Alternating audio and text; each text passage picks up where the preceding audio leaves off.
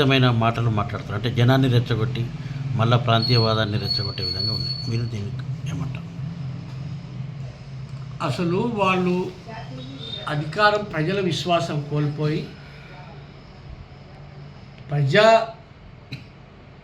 ప్రజల కోసం ఏర్పడ్డ తెలంగాణను వాళ్ళ రాచరికపు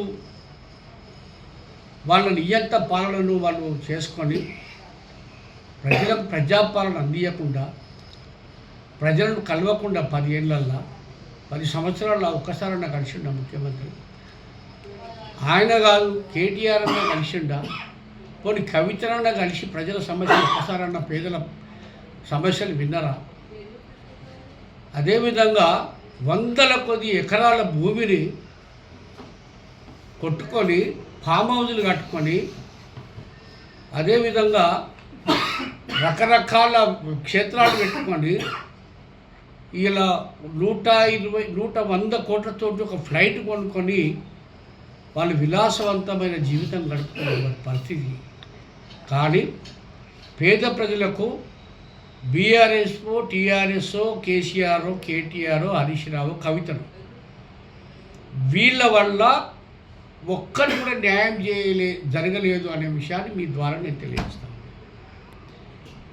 నెంబర్ 2, మొన్న దానికి నిరసనగా తెలంగాణ ప్రజలు వాళ్ళని కాలి కిందేసి తొక్కిరు.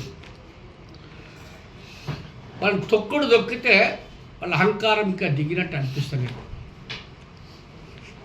కాబట్టి ఈ సందర్భంగా నేను దాన్ని జీర్ణించుకోలేకపోతున్నాను. ప్రజాస్వామ్యంలో ప్రజల యొక్క తీర్పును శిరసావహించాలి ఏ రాజకీయ పార్టీ అయినా సరే. ప్రజలు అధికారం ఇస్తారు, మంచి చేస్తే గుండెలో కత్తుకుంటారు, చెడు చేస్తే పంట పెట్టి తొక్కుతారు. తెలంగాణ ప్రజలకు ఆ చైతన్యం ఉన్నది. అదేవిధంగా మన బీఆర్ఎస్ పార్టీని తొక్కేసాం. ఇంకొకటి ప్రాంతీయవాదం రెచ్చగొట్టే ప్రయత్నాలు చేస్తున్నారని మీరు అడిగారు. ఓకే, అవును, ప్రాంతీయం అంటే తెలంగాణ అనే పదాన్ని తొలగించి టీఆర్ఎస్ అనేది పదాన్ని తొలగించి బీఆర్ఎస్ పెట్టుకున్న తర్వాత ఇంకా ప్రాంతం ఎక్కడదు? ఇంకా తెలంగాణ అంశం అనడానికి వాళ్ళ అనర్హులు. తెలంగాణ పదం తీసేసిన నాడని పార్టీని పొందబెట్టింది ఇక్కడ ప్రజలు.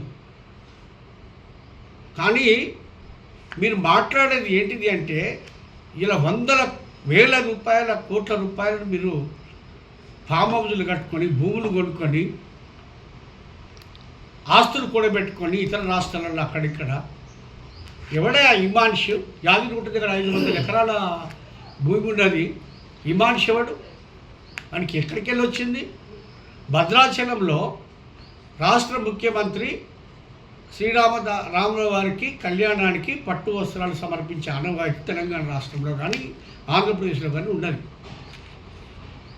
ముఖ్యమంత్రి గారికి వీలు కాని పక్షంలో దేవాదాయ శాఖ మంత్రి అక్కడ వెళ్ళి పట్టు వస్త్రాలు సమర్పించాలి. కానీ ఇమాన్ శివుడు ఆడవై సమర్పించడానికి హోదల పోయింది చెప్పగలుగుతారా? ఏ హోదల భద్రాచలం వెళ్ళి రాముల వారి కళ్యాణానికి పట్టు వస్త్రాలు సమర్పిస్తాడు? ఏంటి ఇదంతా మీ నియంత పాలన కాదా? పేపర్ వాళ్ళు ప్రశ్నలు అడిగితే ఏ పేపరయా అని చెప్పి వాళ్ళను అడుగున అవమానించింది నువ్వు. ప్రజల కష్టాలు వచ్చినప్పుడు ప్రభుత్వాన్ని కలిసి వినతిపత్రాలు ఇస్తారు, మాకు ఈ ప్రాబ్లం ఉందని చెప్పి. గత ప్రభుత్వంలో అనేకమైన ధరణి పేరిట దాదాపు సుమారుగా ఒక 6 లక్షల ఎకరాల భూములు మాయమైపోయినాయి. అంటే దీన్ని కాంగ్రెస్ ప్రభుత్వం రికవరీ చేస్తుంది. 100% చేస్తుందండి. 100%. అందుకే ధరణి అనేది రద్దు చేసి దాని స్థానంలో అలా తప్పులన్నీ కూడా సరి చేసి మళ్ళా ఇప్పుడు దానికి భూమాత అని నామకరణం చేసి దాని ద్వారా జరిగినటువంటి పొరపాట్లను గత ప్రభుత్వము ఎందుకు ధరణి పెట్టిరు అంటే ఈ సందర్భంగా నేను మీకు తెలియజేస్తా ఉన్నా. గతంలో ఖాళీ భూములు, ప్రభుత్వ భూములు, అదేవిధంగా పంచరాయి భూములు, భూదాన భూములు, ఇవన్నీ కూడా పేద ప్రజల యొక్క ఆస్తులు. ఇవన్నీ కూడా ప్రభుత్వ భూమి, పేద ప్రజలకు హక్కు కలిగిన పోడు భూములు కూడా పేద ప్రజలకు హక్కు కలిగినటువంటి భూములు. మరిన్ని అప్డేట్స్ కోసం మా ఛానల్ని సబ్స్క్రైబ్ చేయండి.